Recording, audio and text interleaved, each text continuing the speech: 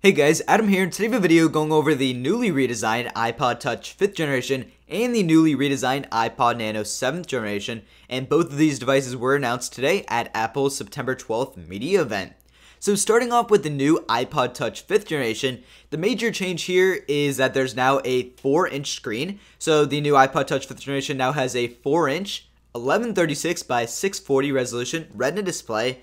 And another major change to the new iPod Touch is it now comes in 5 colors, which is new for the iPod Touch. It's always come in either 1 or 2. Originally, the device was only black, and of course, with the 4th generation, there was a white one. But now it comes in 5, and the 5 colors are raw aluminum, red, blue, yellow, and black.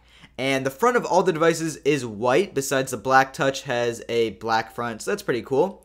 And the iPod also appears to have a slightly different curve to it than the iPod Touch 4th generation.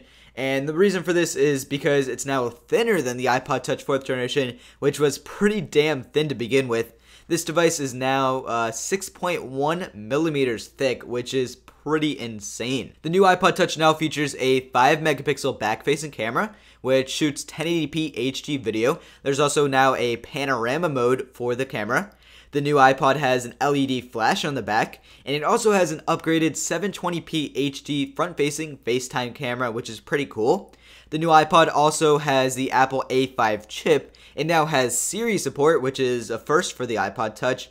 And there's also a little pop-out loop on the back of the iPod, and it's a little aluminum circle. Basically, you click on it, it pops out, and you can put a strap there to carry your iPod. And finally, there's a redesigned dock on the bottom, and this redesigned dock is 80% smaller than the old 30-pin dock connector on the iPod. It's called the Lightning dock, and it's also found in the new iPhone 5. So you can pick up the new iPod Touch in 2 models, a $299 32GB model and a $399 64GB model. Next up is a new iPod Nano 7th generation.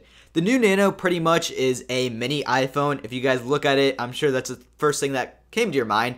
And the reason for this is because, number one, it looks like an iPhone kinda, just a really small version. But it also has a little home button, and that's the first time the iPod Nano had a home button.